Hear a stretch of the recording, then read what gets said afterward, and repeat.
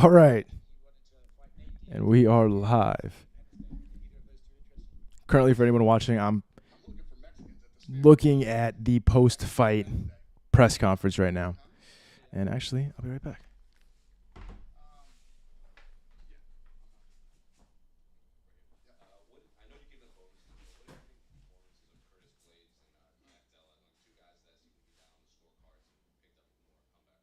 Yeah, I agree. Look great. Yeah, yeah, you nailed it. I don't know what else to say other than what you just said. Yeah. Whew. All right.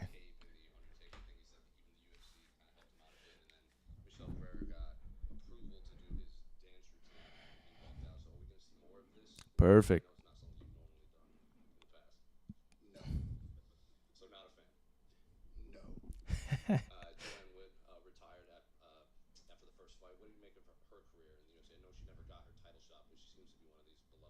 Awesome human. Yeah, she's an awesome human, incredible fighter, and I couldn't be more happy for her. I know that, I don't know how many years ago it was, but pretty recent, within the last five or something. She went through some hard times and ups and downs that people go through. She seems like she's in a really good place.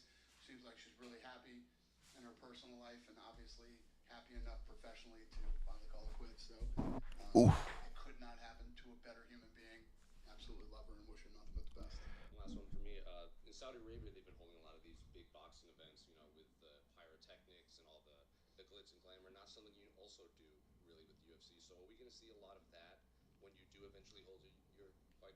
So I think the difference is that, and I don't know this for a fact, but I'm just assuming the boxing Saudi events, Arabia has been they're taken over. events, and they run all the production and everything else, and they put some money into those things, man. They really do.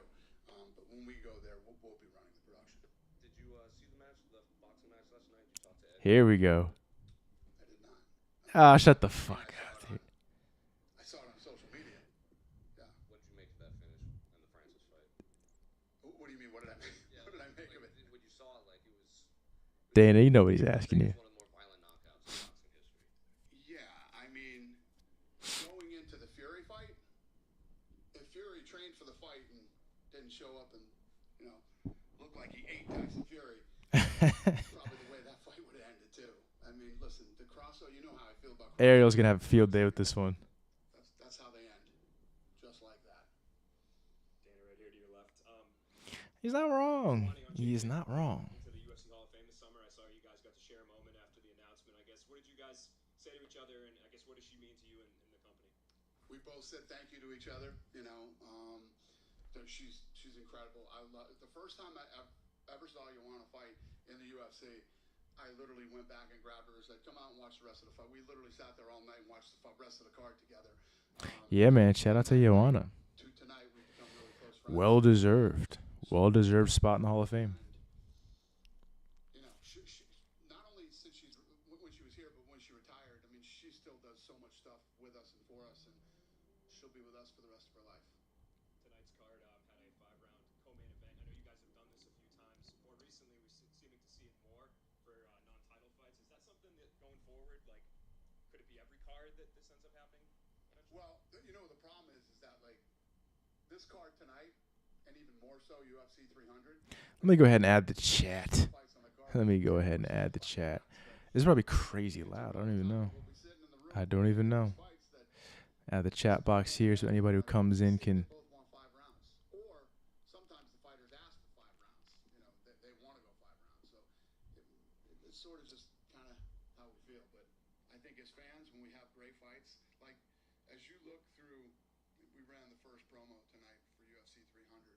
So from the first fight of the night all the way till the main event, every fight, you wouldn't mind seeing 5 rounds of.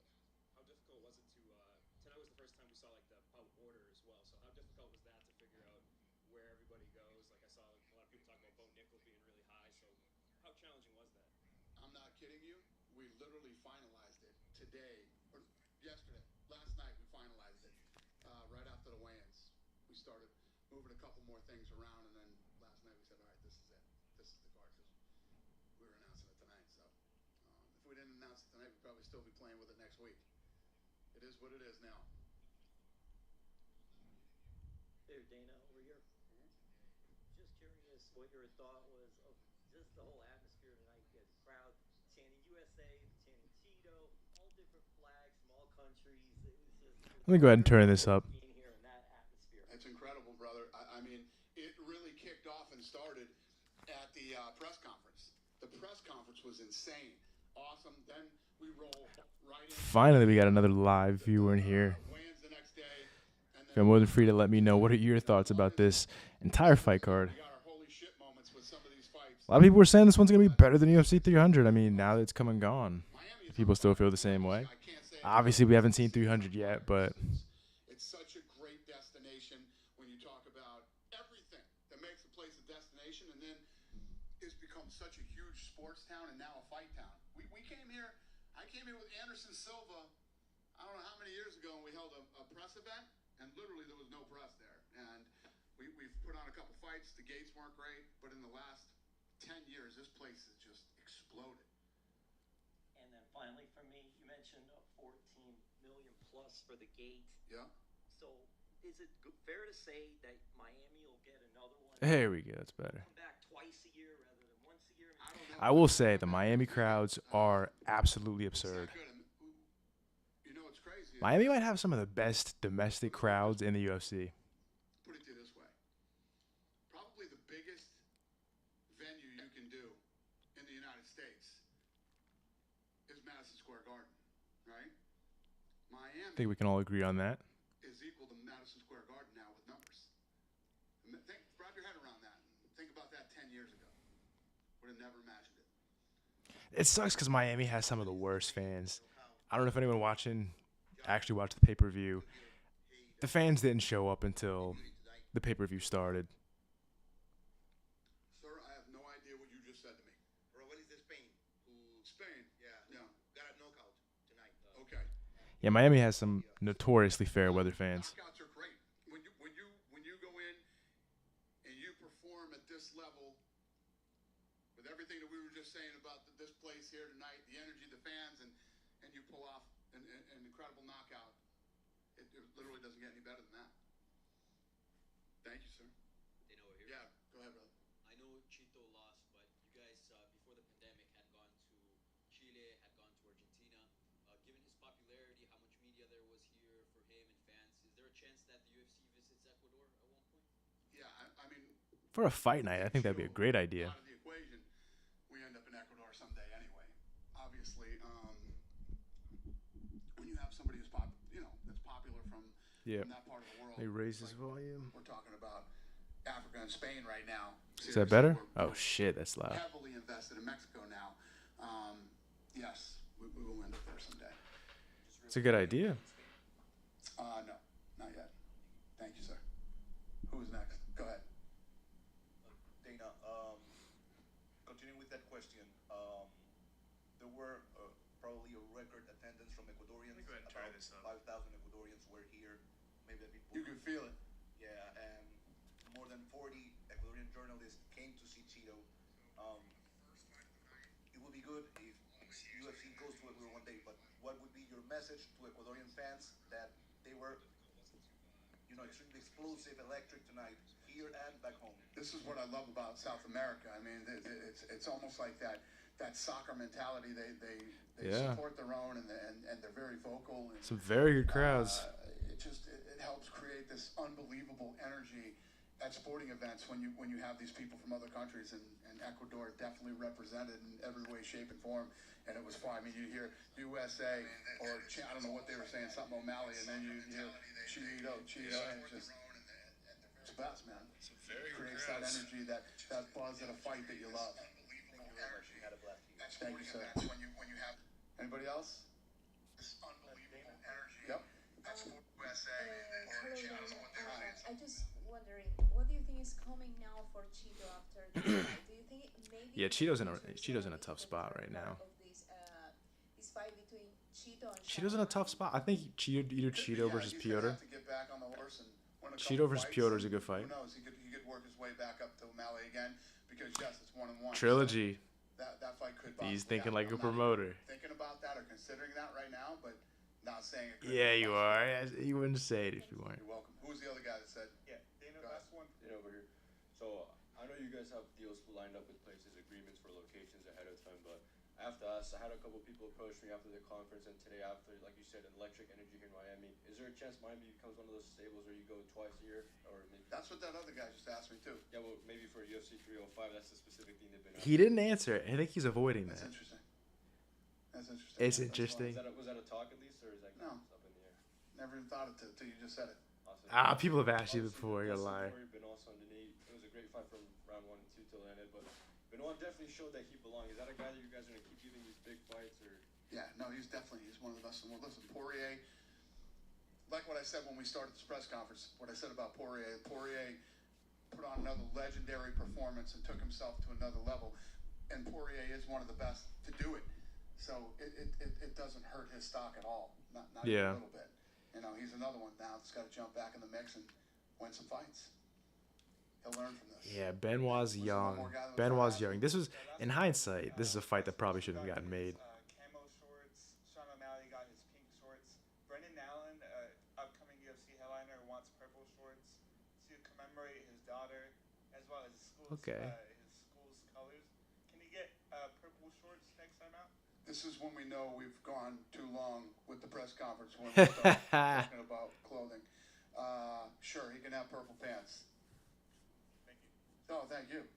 Good night. All right, then. You don't gotta be a total asshole.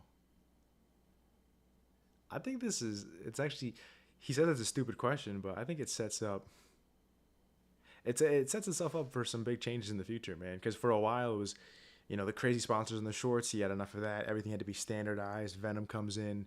Everything is, again, standardized. Everyone wears the exact same kinds of shorts. There's a handful of colors to pick from, and then Bryce Mitchell gets his camo shorts. Now Sean O'Malley gets his pink shorts. Brendan Allen gets his purple shorts. I mean, he's starting to soften up to some of the ideas people have floated about. Letting the fighters be more individualistic. Letting them express themselves more. Dana's getting old, man. He's getting soft. Crazy. The Kaseya Center. UFC 299 is in the books. Cheeto versus O'Malley. Again, man, you gotta feel bad for Cheeto. What a night of fights, though, man. What a night of fights. Jonathan Almeida versus Curtis Blades was the main event of the prelims. That's how good this card was. Insane. Petr Yan defeats Song Yadong. Dustin Poirier. Funny, this was supposed to be one of those cards that this one, along with UFC 300, it's like, hey, maybe the young guys are, it's their time to take over. But nah, Petr Yan beats Song Yadong by decision in a very close fight. And the reason he won was because he was able to turn it on late. His experience shone through. Same thing when you talk about Poirier versus Benoit Saint-Denis. Same exact thing. Benoit got a little too comfortable on the feet. He thought he was going to occupy Dustin on the feet, set himself up for a takedown, but Dustin's boxing's too good, and now we get to hear from the man himself. What's up, man? It's a career full of big wins for you, but man, I guess talk to us about where this ranks, just your feeling after this victory. Before I answer the question, if Brennan gets purple shorts, I gotta get floral. First things first. It feels good, to right the ship, take a chance, fight a guy outside of the top 10 when, I don't even know how many, but my last opponents have been former world champions, huge main events. Crazy risk he fights, took on that one. This young guy in his 20s who finished his last 5 opponents representing France, got a lot of momentum behind him and a country behind him. And I'm like, you know what? Let's see if I still got it to fight these young guys. And it feels good, man. It feels good to win. It was a long training camp. It was stressful. Had a lot on my back, and it feels good to win. I know you said you were prepared for this to be a battle and knew it would be. It seemed like it was early on. I guess, how difficult were the opening round, and was it different than you expected it would be? No, I thought he was going to want to grapple. I really did. I was surprised at his punching power. In the moment in there, I didn't feel like he was a big puncher. He looked like a big guy, and he's finished guys on the feet. He's finished all of his wins. But I thought he was going to be a bigger puncher. When he was landing those shots, they weren't that much knockdown power behind him. But finish or get finished. That's how Benoit comes. He was pretty strong. Very Like in the strong. second round, maybe there was a moment you thought Getting the maybe better of the I grappling always have to exchanges. jump the gilly. Nope. I never thought that once. No? Because it looked like it was there. You're like, maybe we should keep it on the feet. I'm having some success with my hands. Yeah. Another thing too, like I thought he was going to be a little bit. He was physically strong, but I thought technically, I know he comes from a judo background. I thought his hips and his grip strength was going to be better against the fence. I took myself down every time. You know, when I was on the mat, it was because I jumped guillotines, and you miss all the ones you don't jump. First of all, but Fucking 3 a.m. right I now. thought he was going What to the fuck? be a little bit tougher with the takedowns against the fence. Last thing for me, I mean, you're at a point in your career where you kind of call the shots. I mean, you've earned it, right? But I mean, does a title shot, does that matter to you? Is that still the goal? And is that what you would like to see? If Justin could find his way to that belt. Too early to make a call like that? I mean, that's the only reason I'm fighting. When I started fighting was to be the world champion, to be the best in the world. I mean, after a big win like that, man, he really is right there. He's not far. My wife and my management. And, I mean, and just see what's next. I don't know, but yeah, that's. I mean, I've done a lot. You could say he's a fight away. I'm not trying to, brag or be boastful, but I've done. And obviously, fighting for a long time. with the way things are now, coming off the loss to Justin Gaethje, but look, there is a scenario out there where Gaethje gets that belt, and they have the trilogy between, the Battle of the Austins. Dustin, I don't know if you heard Dana when he was up here talking about you, but he was saying these are the sort of fights that make you a fucking legend, basically. And that Let's say that again. guy is what is important for you. Do you agree with that? Is that why you took this fight? Because you wanted to just be like, well, I know I can compete against these guys who've been around, but this guy might be the new generation. I want to see if I can compete against them. It was kind of a timing thing and the situation of the lightweight division. There wasn't any big names to fight. I wanted to fight, especially coming off of a loss. And nothing was big that they could put together. But this guy, I mean, it does make a good point. He was at a point where if he wants to just wait for a fight, I mean, he's going to be waiting for a very long time. And then I honor what I do, man. And Eddie Alvarez gave me a shot when he was a former champion and I was an up-and-comer. And you have to do it. That's the nature of what we do. I'm glad I'm hearing that from Dustin right now. The last one was the high elbow was really close. When you eventually do finish someone with that after jumping in, how excited are you going to be? And I will. And I will. Move that camera one last time. Dustin, over here. Yep. Just curious, when you won the fight and then the whole place just erupted. Yeah, man. They probably bet because I was plus 200. That's why they were. So I'm curious. Which is crazy in hindsight, man. Plus 200 is pretty crazy. I think if you're gonna give any edge to Benoit, it's still got to be a pretty much 50-50 fight, man. In the locker room, walking out in the octagon, I really felt good. I didn't so much, the adrenaline's pounding. He's getting up off the ground. I'm trying to go talk to him and let him know to keep working. And I didn't really notice it in the moment. So yeah. You had said, I think just a moment ago, that camp was stressful. There was a lot on your back and everything. Was that something specific in camp? No, that was just losing my last fight. Never losing 2 in a row. Fighting this young up and comer who's finishing everybody. Yeah, man. That's got to be a lot to go through his mind. It was just Crossing 35 years of age, and now all of a sudden he's in a situation going up against a young, hungry guy who is the favorite against him. I mean, that's got to be a lot mentally. I mean, he has the ability. He's proven it with all of his wins. This is his first time getting to finish. His first loss in his career was to a welterweight. I think not on a full training camp, on short notice. So, and he's still young. If he dedicates himself and picks himself back up, and obviously. Oh, dude, Benoit is so young, especially for these kinds of guys, man. Especially when you start talking about. At 155, most of the guys don't start to get to that point where they're, legitimate threats for the belt until they get into their 30s, man. 32, 33. I mean, when you think about it, Dustin, when he fought Khabib the first time, Gaethje when he fought Khabib, and even then, I mean, both those guys lost, right? They're just now getting to that second run at the belt. And I understand that they're supporting their guy. MMA just got legalized not that long ago in their country. And it's a growing sport, so I understand that. But no, there's a lot of French in Acadiana where I live in Lafayette. Yeah. My dad speaks fluent French. A lot of the Cajuns in Acadiana came from French Canada. We got kicked out and relocated to Louisiana. Well, Conor McGregor actually tweeted a good fight between couple Frenchmen and even tags the French was it president or prime minister, whatever. President Macron. Yeah. Well, he felt that right hook too. Ah. Just one quick one over here, Dustin. You spoke about media day how you and Gamrot had great training camp. Obviously, you were primary training partners with him. So how did it feel going 2 for 2 with him tonight? Yeah, Gamrot beat RDA tonight too. I forgot We about pushed each that, other man. That so was hard another this good training fight. camp. After his fight with RDA, he came back and stayed in the locker room the whole time. He's such a great teammate, hard worker. His nickname is perfect. He's a gamer, bro. He pushes hard. He's a maniac. But he told me in the locker room, remember, champ, don't jump guillotine. Don't do it. Circle off the fence. Don't jump guillotine. He told me that multiple times. What do you think would be next for someone like him? I mean, some people said that he shouldn't have probably taken this fight, or what do you think should be next for me after that fight? For Gamrot, I mean, he beat a legend. He beat a former champion, a guy. I don't know if he's in the Hall of Fame. He's going to be a Hall of Famer. It's a great win on your record and a tough guy who's proven himself time and time again. And Gamrot has some great wins. He beat Arman, lost to Beneil. But he's a hard worker, always in the gym, always getting better. I think he belongs at the top of the division fighting for a contender status. Yeah. Dustin over here. I know you just fought, but what does a path back to the title look like for you? Path tough to back say. to a title. With Gaethje has to get the belt.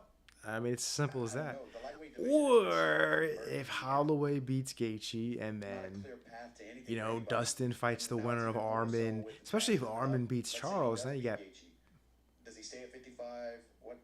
What's yeah, happening? man, I it's an don't interesting know. time and place. I don't know what's next for me. What opponent makes sense? Who's available? There's a lot of questions. Time, it's all going to come back to I don't time. know. Time, in time, it'll all clear out. We'll understand exactly who we should fight next. God, I'm so tired. Waiting on that Nate Diaz fight because it was booked at one point. That Nate Diaz fight, come on, man. If Nate Diaz is fighting anyone, he should fight Conor for the trilogy, obviously. Man, I have no clue. Nate was a fight I always wanted. Gaethje hit me with the Hogan boot, so we might have to do it again. It's tough to say. I don't know. Thank you. Thanks. Dustin, right here, right? Speaking of the Hall of Fame, they actually mentioned on the broadcast tonight that's somewhere that you're going to end up someday. And obviously tonight, another fight of the night, tying another record. I mean, when you look ahead to that, what does that mean to you to hear that from a broadcast team, especially that has a Hall of Famer on it? Yeah. We've been talking about it this whole week with my coaches. With for the Joanna weigh-ins, they going in, announced yeah. Future Hall of Famer. Something else this week, they announced me as a future Hall of Famer. I mean, dude, that means a lot to me. That's something special. I'm so happy for Joanna. Yeah, man. She earned that for sure. And I'm just happy for her. She's a hard worker and done a lot in the sport, and especially for women's MMA. She deserves to be in there. If that's my destiny, I would love to be along those great names that are in the Hall of Fame. It's kind of surreal, honestly, because time flies by so quick. I just remember being a kid, like, praying, just give me one chance to fight in the UFC and show these guys what I'm made of, and now... Boy, did he get that chance. It's crazy.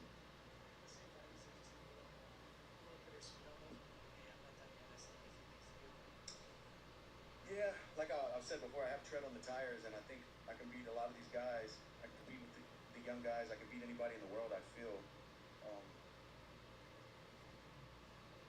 We'll see. I don't know. I don't feel like it's... I'm 35. This is my 30th fight in the UFC, So, we'll see. Hi, Dustin. Were the guillotines part of the plan, or just you? No, everyone told me not to jump the guillotine. Mike Brown told me That's 100 hilarious. times this week. Gamrot told me a bunch of times in the locker room.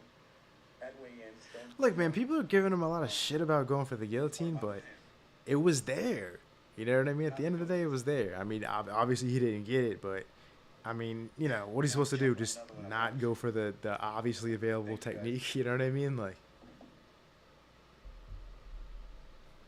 Dustin Poirier out. Great win for Dustin Poirier. Crazy how this sport works, man. Crazy how this sport works. Right there in the conversation for a title. Head kick, knockout. Completely taken out of the conversation for a title. People talking about him retiring, and now all of a sudden, right back. Crazy sport, man. Absolutely insane.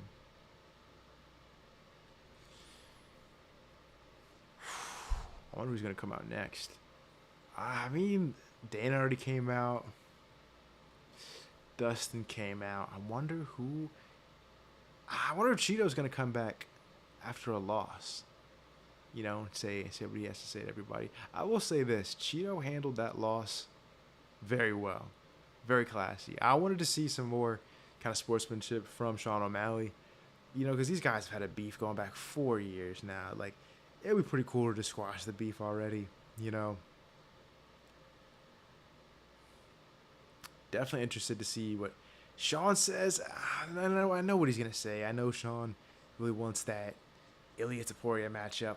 Come on, you defended the belt once against the guy who it was questionable if he deserved the title shot. I'd say get Marab first. If you can get past Marab, then there's no clear-cut contender. Then we can open the discussion about Ilya, but then it's like Ilya has to fight Volk next, and then Brian Ortega after that win over Yair. I mean, there really is no one for Ortega to fight other than the champion. Like, I think we need to let the dust settle a little bit, man. I think we need to let some of the bigger fights that have to happen.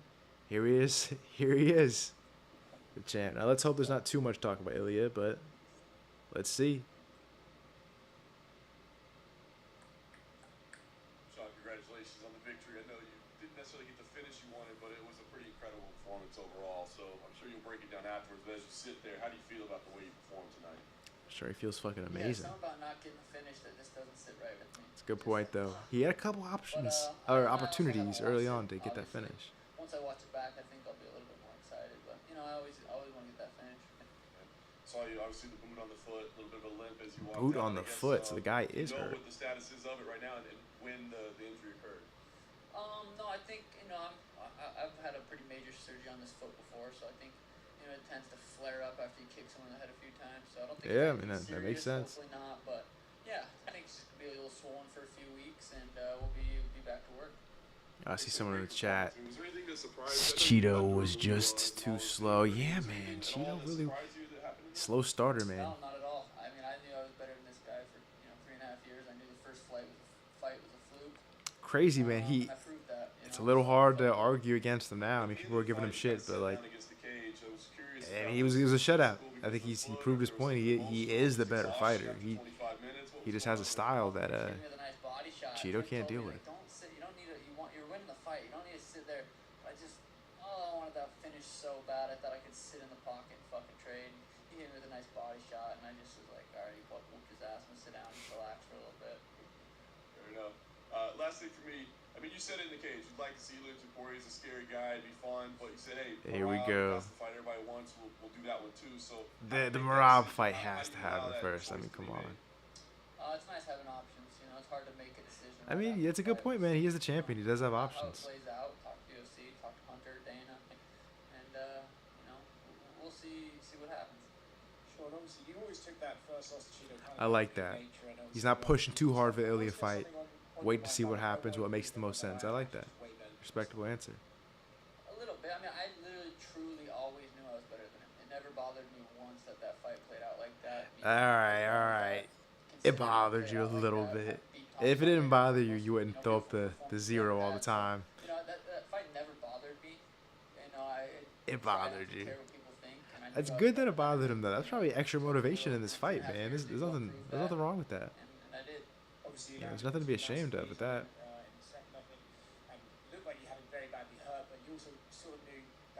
Yeah, Sean had Cheeto hurt a bunch of times in this one, man. Cheeto's he's so tough. Hard to hit clean, so I didn't want to waste energy trying to put his lights out if I wasn't going to be able to. So, I'm a vet. I'm a veteran. I've done this for a long time. And I will say, Sean did have a pretty smart approach to this. Because even though he did have Cheeto hurt a couple times, and obviously, Sean O'Malley, Sugar Show, he wants that knockout. Him playing it safe is probably a good idea. If he overextended, he probably would have gotten caught, man. Dangerous, but they're also not just easy to fucking throw. You can't just throw them and just know you're gonna land them every time. They're if you get checked, it hurts. If you throw it and step in with the right hand, you're off balance. So it's not as easy as just throwing a leg kick and you're gonna land it. Yeah, fair enough. You said we'll never be buds and this and that, but you talk to Cheeto at all? I know I saw you guys like. Yeah, man. I wish they kind of patched it up a little bit. Some respect. No, nothing was said. Just a little handshake. I think he told Tim we'll never be friends or something like that. But you know, it is what it is. I mean, I'd be jealous and hate me too. What did you make of the? Just like the We got a crowd? solid 4 viewers in the chat. One of the loudest he's ever seen. It's They were fucking chanting, they awesome. were dueling USA and Ecuador chants during your fight. Yeah, guys. I mean, Yeah, chat's it's open. Let me incredible. know what you So guys weird think. to be me right now, like just being able to stand there and listen to that and perform for the people. You know, if it wasn't for the fans, if it wasn't for the media to cover this sport, I wouldn't be in this position. So it's a Very really, gracious, really Sean. I'm cool not gonna moment. lie. I thought he'd be Grateful for talking you his guys, shit a the little fans bit that more. watch. You know. Thing throw at you. This is one of the largest, if not the largest, non-McGregor gates for UFC. So what do you make of like another Second largest one? non-Conor McGregor gate. I think I'm in UFC history. I'm creeping up there. I'm getting up there. Dude, like, You know, people have doubted, especially with the pay-per-view numbers of his last fight. But look, I think in today's day and age, with a younger fan base, it's going to be harder to sell pay-per-views. But in terms of getting people to show up, this guy really is proven to be a star. One of your teammates, Kyler Phillips, he got a big win too, and we asked him like, would it be an issue? Would it be like Marab and Aljo, like with you guys not fighting? He says, we'll fight, we'll make money. Mario Bautista threw in there too. So do you have to have that conversation with your teammates, or is it just like we'll have to fight someday?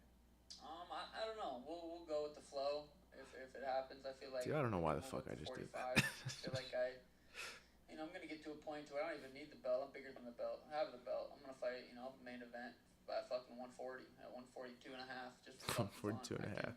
I'm getting to that point. So the belt's cool. All right. But Maybe put once the you get brakes to on a certain little point, bit. You can main event and just kind of fight.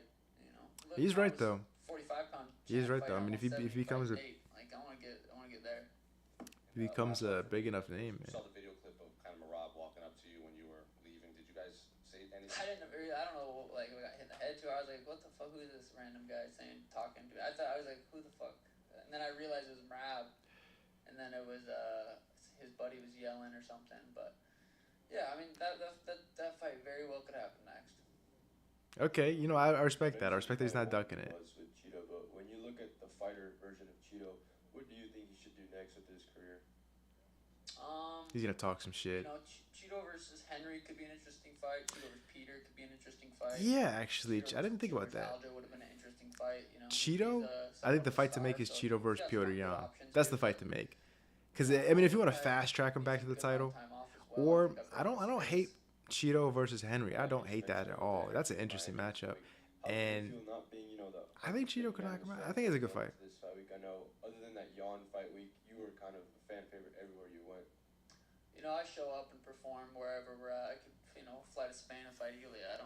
That doesn't bother me. It's cool. He wants that. I don't have He the wants that fanfare Ilya for fight. me specifically, but it's just cool being a part of it. So that didn't bother me. Sean over here. Hey John, I just checked. So congrats for your first title defense, and I just checked all your social media, and everyone writes that you should fight next Merab. And what's your response, Just? Next fight, what? So everyone All says of that apparently everyone all wants of social that media you saying it. should fight Merab, and what's your? I mean, I'm saying it. Shit. Am I? Maybe. We'll see. Okay, dude. Over here. What about the? I would like that fight, man. Calls your attention. Is it making history? That second belt? Is it something specifically about him? Who doesn't want to make history? He wanted to live the McGregor life. This is his opportunity to do it, man. Moving up to 45, that's champ versus champ. Automatically is huge. Just knocked out Alexander Volkanovski. That's massive. Yeah, man. It's just an exciting fight. I'm here for massive fights, and that's what I want to be a part of. So if that's it, sweet. Marab's it, sweet. I like having options. And you prefer Ilya over Marab? Not necessarily. I mean, I guess. I respect the hell out of him for not pushing too hard. I mean, I'm not defending a belt. they're both tough fights, I would have to talk to you. but I think Marab poses a bigger threat to his status as champion.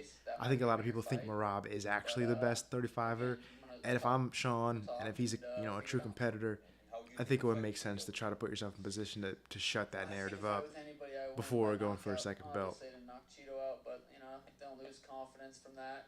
Cheeto's so tough. Yeah, man, Cheeto's insanely tough. See, I don't know, man. If you can't stop Cheeto, I don't believe you're gonna stop Ilya. In the future, do you feel like Yeah, no, the Sugar State People Athletic forget, Commission, man. they said if I win this fight that they'll take that, Ilya that stopped first fight away. a So 55er. officially And undefeated what was his name? again, Jai and Herbert? feels really good. So we're just 1-0 right It's a now. tough fight for Sean. I respect him for wanting to take it, but I get through Rob first. I mean, come on. We're going to ask about your shorts.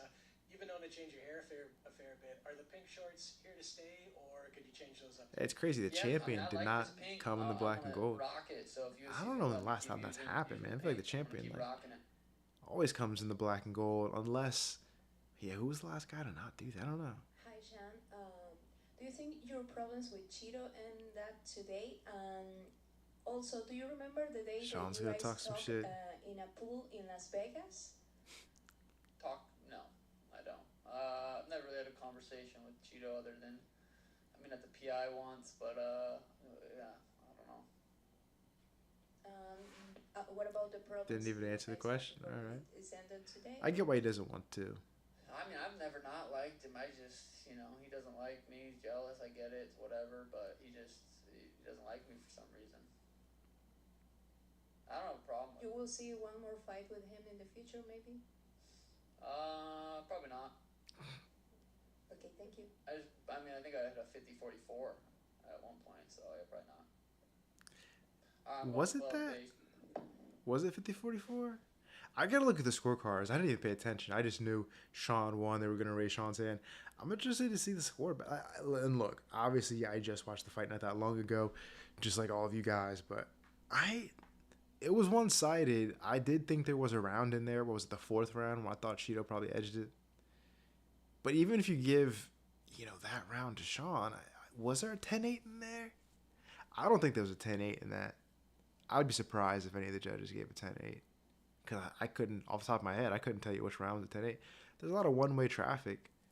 Oh, man, dude. That opens up a crazy fucking rabbit hole, though, in the scoring criteria. If you're going to start giving 10-8s to rounds that only play out on the feet where nobody gets knocked down, I don't know, man. Because I'm pretty sure with the new rule set, you cannot get a 10-8 through just controlling the entire round.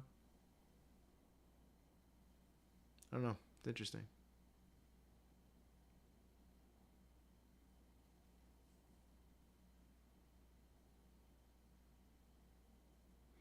I said we got 3 people in the chat. What did you guys think about this main event?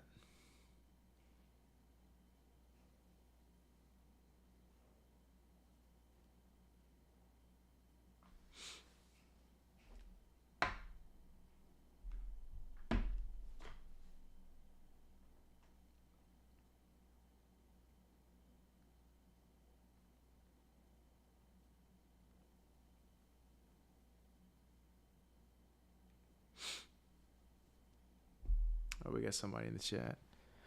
Oh, shit. Thought Cheeto would take it. Yeah, man. I kind of did too, to be honest with you.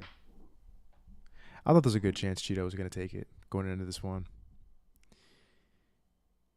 Realistically, though, when you think about the way they fight, Cheeto is a slow starter.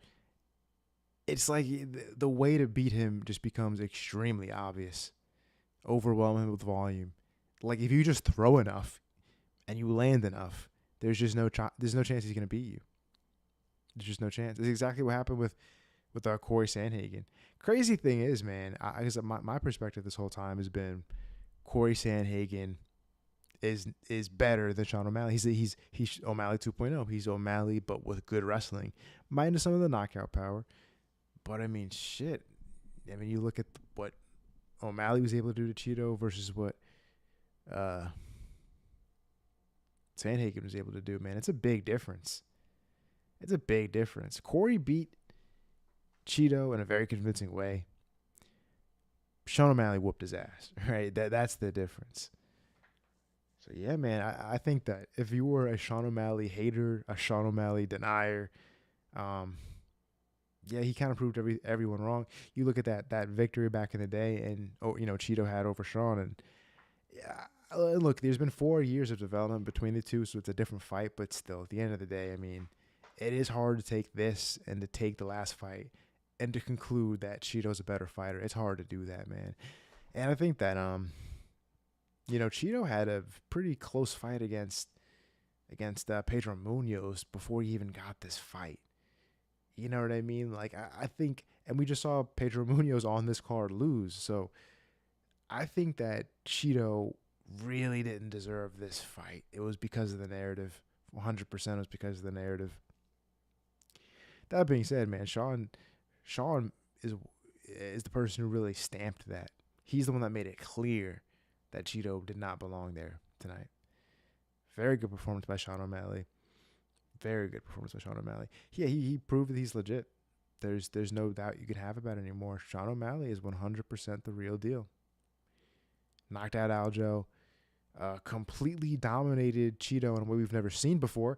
Cheeto's never been dropped before, I'm pretty sure. I know he's never been knocked out. I think he's never been dropped before also. And there was a point in this fight where he, I think he took a knee, but still, he got dropped. Like, it's crazy, man. He knocked out Aljo in a way we've never seen before. Close fight with Peter Yan. But then look at Song Yadong, another great young prospect. Sean O'Malley's 100% legit. There's nothing you can say anymore. Sean O'Malley is 100% legit. No complaints you can have about the way he fights, his performance at all. At all whatsoever. What I will say, though, is the Ilya fight doesn't make sense. It just doesn't make sense. It would be interesting. A lot of people want to watch it. I think, because here's the thing people don't understand. Ilya Taporia has a Greco-Roman background and is a black belt in jiu-jitsu. And Ilya Taporia has fought in that 155. So there's a whole dimension of Sean's game in the grappling that we've never seen. As far as, over an extended period of time, we've never seen that. That's why, not just for merit, I think even to help sell the fight with Ilya, O'Malley would have to have a great showing against Merab. If O'Malley can stop the takedowns, at least some of them from Merab, or force his way back onto the feet, and then knock Merab out, or even outpoint him on the feet, now you know that in a fight between O'Malley and Ilya Taporia, they are, I don't want to say they're even, but the power difference that goes in favor of Ilya is offset by the size difference of O'Malley, and the strength difference Ilya has might not play too much of a factor, at least in the mind of the fans, if we see O'Malley effectively anti-wrestle. So I think it's a good fight. And also, man, Ilya just got his belt. O'Malley just got his first defense. Let's let some of the guys that have, worked their whole life to get a title shot get their title shots out of the way first. And if these guys still stand that test of time, then we do this big fight. And, I hate to, explain this in a way that's kind of too similar to boxing because, this is one of the big flaws in boxing, that they wait too long to make the big fights. But in a situation like this where these guys just got the belt, let's let them become greats. Let's let them defend their titles a couple times and then fight each other. It's only going to make that fight even bigger. And then you have a bunch of other big fights in the lead up to it. I don't know. I think super fights like that need more time. Islam versus Volk. Volk pretty much cleared out his division. Islam hadn't necessarily cleaned out his division, but he beat Charles Oliveira, who was on his route to clearing out the division. That fight was gigantic because of that. I think if you're going to have two superstars from different divisions fighting, because you got to understand, if they're going to fight each other, someone's going to win, and they're going to take the shine off the other champion. I think it makes more sense to have two established champions to where there's zero questions left about if they're the best. Then they fight each other. And that's why I think that Merab fight has to happen. For Ilya, I think, the fact that Ilya beat Volk and then Ilya just completely obliterated Josh Emmett, I feel pretty more comfortable about Ilya because of his route to the title. But, I don't necessarily think he needs to rematch Volk, but him against Brian Ortega, who beat Yair by submission, because that's going to force Ilya to the ground, which is, even though we know he's a black belt, we haven't really seen him on the ground that much. So I think it's a fight that not only should be built by those guys defending their belts, out of merit, but also it'll give them some time to kind of develop their star power for sure. And now let's move on to the co-main event, which I can't say it caught me by surprise, but I thought that Benoit would have more to offer Poirier, and I know that it sounds crazy because of what he did offer him, right? Relentless wrestling, damaging shots on the ground and against the cage. I think Benoit did good. The thing that killed Benoit was that he didn't know when enough was enough. If you're going to have that kind of style where you're extremely relentless, you have to be relentless in situations where you feel comfortable about your success. You can't just be relentless for the sake of being relentless, right? Benoit's boxing is just a step below Poirier's. It's just a step below. If he gets into that boxing range for an extended period of time, eventually it's going to show itself, that difference, right? And I think that even though Dustin Poirier is, a great jiu-jitsu practitioner, he's a black belt, he is not a high-level wrestler. And I think that that's why in those exchanges we saw the wrestling of Benoit be the difference, right? Benoit was able to get Poirier down because, he might not get the first or second or third takedown over a long enough period of time. The fact that he's better in that area is going to play out. Benoit made this mistake of, over engaging in the boxing, and then Dustin Poirier landed that perfect check right hook, put Benoit out cold. That was an amazing performance. Amazing. And it's kind of funny because Poirier became a star because of those fights he had against Conor. And now he's kind of being the anti-Conor, right? Poirier's being the consummate family man. Poirier is fighting all the time, whereas Conor is kind of fighting very seldomly and only fighting big fights. Poirier's been able to bounce back from defeat because he's been ready, willing, and able. And I know part of the reason Conor's not fighting is not fully his fault. He's such a star that they don't want to waste him on a small card. But Poirier, being in a different situation, is fighting all the time, right? Getting consistent knockouts and now showing that at his older age, at 35, he's still a motherfucker. Meanwhile, Conor is, the jury's still out, man. And Conor only lost 2 fights. One of them he got injured in, so to be fair, he could have looked better had that fight gone on. There's no way to know. But his inactivity makes, those bad losses the only thing that we remember about him. It's crazy.